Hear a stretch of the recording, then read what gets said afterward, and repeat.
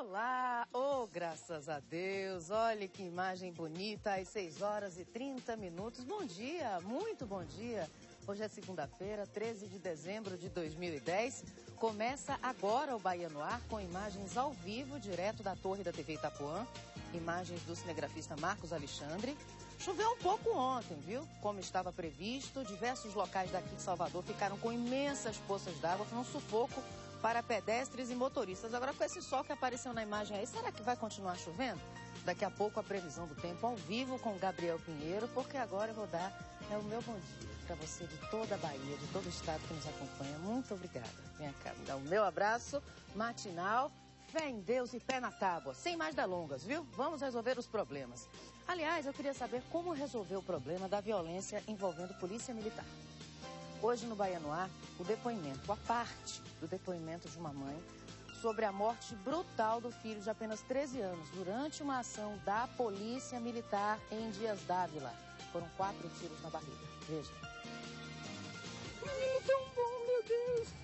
Porque esses policiais não têm coração, Jesus. Eles deviam pensar que eles são pai.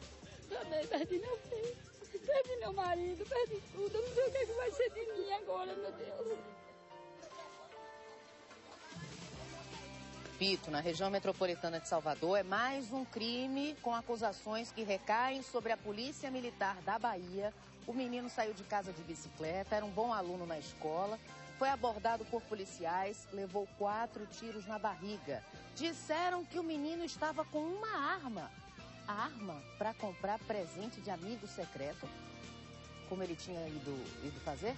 Daqui a pouco mais detalhes a respeito disso. E essa senhora que vocês viram chorando perdeu o marido há 15 dias. Agora perdeu o filho caçula.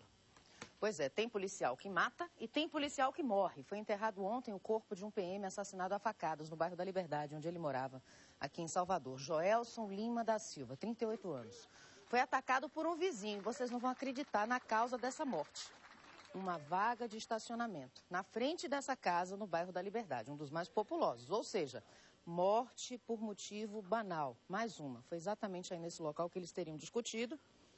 E o outro vizinho simplesmente pega uma faca e mata a pessoa. Daqui a pouco mais informações e as novidades sobre o caso das meninas decapitadas.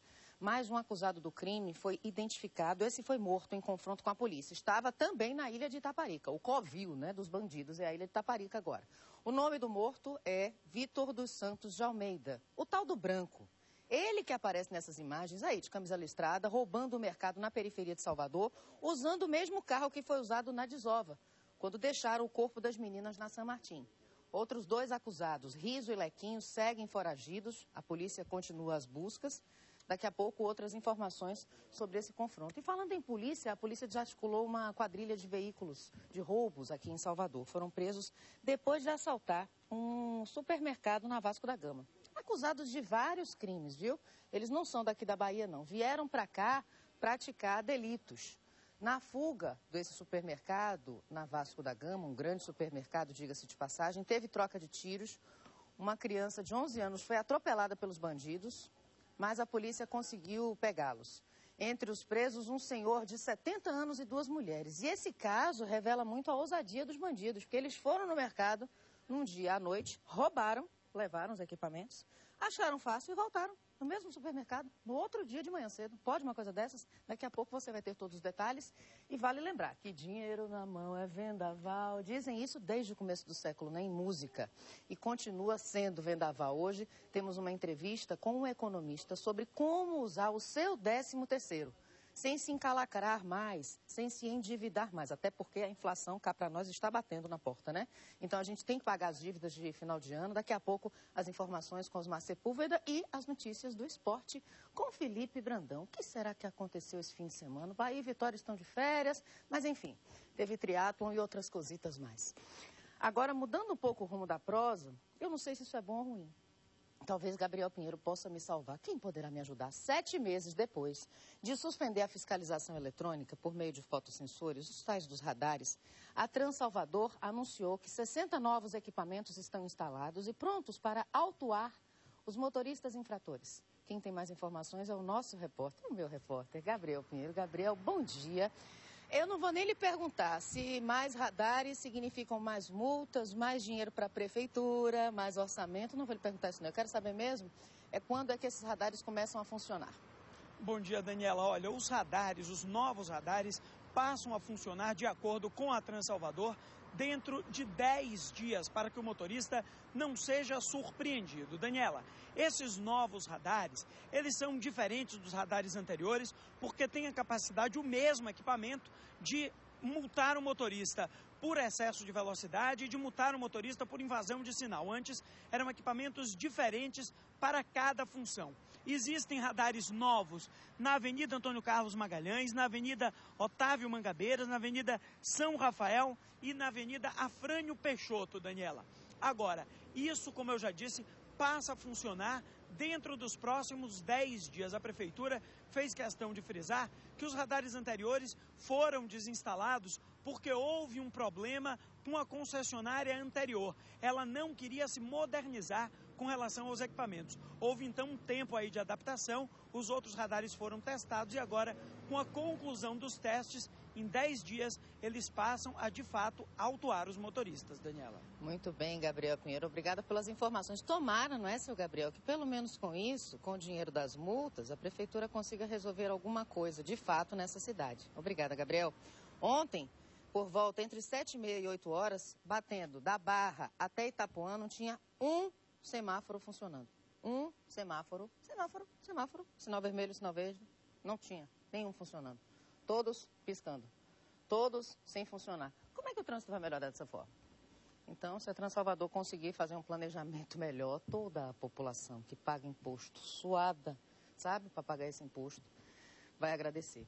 E para não dizer que eu não falei de flores, a nossa presidente Dilma Rousseff deve anunciar nos próximos dias a indicação da socióloga Luísa Bairros, atual titular da CEPROME, Secretaria de Promoção da Igualdade do Estado da Bahia, como nova ministra da Igualdade Racial. Viu? De acordo com as últimas informações, Luísa já aceitou o convite da presidente Dilma Rousseff, mas a atual secretária ainda não comentou, prefere não comentar o assunto, porque ainda não houve um anúncio oficial. Luísa, para quem não sabe, tem 57 anos, é negra, é gaúcha, mas vive aqui há mais de 20 anos, na capital da Bahia, Salvador, e se destaca na militância do movimento negro. Em agosto de 2008, não foi prata, foi em agosto de 2008, Luísa Bairros assumiu a CEPROME, que é um órgão criado pelo governo Jacques Wagner, em 2006, para desenvolver políticas públicas para os afrodescendentes. Enfim, a notícia da indicação de Luísa Bairros para um ministério foi recebida com muito entusiasmo e felicidade pelos líderes dos movimentos negros, principalmente aqui na nossa cidade. Ainda essa semana, não é, Nicole Bianchi, nossa produtora, a gente vai tentar conversar com ela ao vivo aqui no Bahia no Ar. De qualquer maneira, é uma ótima notícia. Parabéns a Luísa Bairros pela indicação e pelo trabalho. Outros detalhes no r7.com ou no itapuaonline.com. Venha, minha filha, me dê o jornal. Ela está com medo, minha gente, de me dar o jornal. Bote aqui em cima. Obrigada. É Nicole que vai marcar para a gente a matéria com Luísa Bairros ainda essa semana. Agora, mudando de assunto novamente para falar de coisa ruim, um deficiente físico foi morto a tiros no Buraco da Gia. Esse Buraco da Gia é conhecido, viu? É um lugar que fica lá em Brotas, é um lugar super perigoso. O crime foi por volta de 5 da tarde do sábado, na rua Rômulo de Almeida. Segundo testemunhas, 2 homens chegaram em uma moto já atirando nesse rapaz de prenome Jorge e também conhecido como Capenga. Ele tinha alguma deficiência física. O Capenga morreu na hora e, segundo a polícia, essa morte seria mais uma ligada ao tráfico de drogas na região, pelas características. Quem puder ajudar com informações, usa o 3235-0000. Se na sua comunidade você puder, olha aí as muletas do rapaz, o que sobrou, né, depois da morte, se você puder ajudar, sempre as informações para a polícia são úteis. Aliás, eu poderia ouvir agora, poderíamos, Dante, ouvir agora a delegada responsável pelo caso? Por favor. Esse indivíduo que foi vítima de disparo de arma de fogo, ele foi executado por 2 indivíduos que estavam numa moto cor preta, passaram por volta de 17 horas e atiraram contra ele. As informações aqui, que já se colheu aqui no local, foi de que era um traficante, era dono de uma boca de fumo. O que as pessoas têm que compreender é que tráfico de drogas é assim. O que a gente mostra aqui todo santo dia? Fulano de tal morreu, envolvimento com tráfico de drogas. Fulano de tal foi morto, envolvimento com tráfico de drogas. Por quê? Ou tem que trocar tiro, não é, Valdias, nosso editor? Ou tem que trocar tiro com a polícia, ou tem que trocar tiro com os rivais. E quem paga? A vida. A moeda no mundo do crime é essa, a vida. Agora, falando em